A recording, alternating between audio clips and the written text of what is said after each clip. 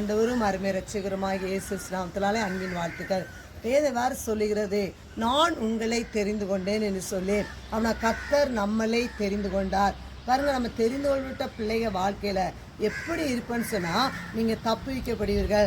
அதான் ஏசாயா தீர்க்கதரிசியின் புஸ்தகம் 43ஆம் அதிகாரம் 2ஆம் வசனம் இவ்வாறு சொல்கிறது, நீ தண்ணீர்களை கடக்கும்போது அன்னோடு கூட இருப்பேன், நீ ஆறுகளை கடக்கும்போது அவைகள் உன்மேல் புரளுவதில்லை, நீ அக்கினியில் நடக்கும்போது வேகாதிருப்பா என்று சொல்லி வேதத்தில் வாசிக்கிறோம். அன்பு தேவனுடைய ஜனமே, நீங்கள் தேவனால் தெரிந்து கொள்ளப்பட்ட பிள்ளைகளாக இருக்கும்போது நீங்கள் எல்லாவற்றுக்கும் நீங்கள் தப்புவிக்கப்படுவீங்க.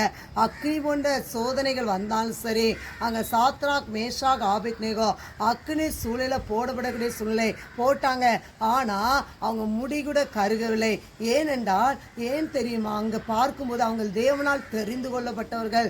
அதே போல தானியேலை தேவன் தெரிந்து கொண்டார். தானியேலை சிங்கை கெபிலிருந்து அவர் தப்புவித்தார். எனவே இங்கே போகையிலும் வருகையிலும் எல்லா பொல்லாங்களுக்கும் சத்துருவின் சதி திட்டங்களுக்கு விலக்கி கர்த்தர் பாதுகாப்பார். தெரிந்து கொள்ளப்பட்ட பிள்ளைகளை எல்லாவற்றிலும் இருந்து அவர் என்ன செய்வாரா, அவர் தப்புவிக்கிற தேவனாய் இருக்கிறார். ஆனால் எல்லாவற்றையும் என்ன செய்வார், நீங்கள் தப்புவிக்கப்படுவீங்க. இந்த சூழ்நிலை இப்படி ஆயிருமென்னு சொல்லி நீங்கள் கலங்கி போய் இங்கே பயந்து போய் எந்த காரியத்துக்காய் நீங்கள் கலங்கி போய் பயந்து போய் இருக்கீங்களோ அந்த காரியத்திலிருந்து அவர் உங்களை விடுவிக்கிற தேவனாய் இருக்கிறார். எனவே நீங்கள் சோர்ந்து போகாதீங்க, எனவே கலங்காதீங்க, திகையாதீங்க. கர்த்தர் உங்களோடு கூட இருக்கிறார். அவர் உங்களை தப்புவிப்பார். எனவே கர்த்தர் தாமே உங்களை ஆசீர்வதிப்பாராக.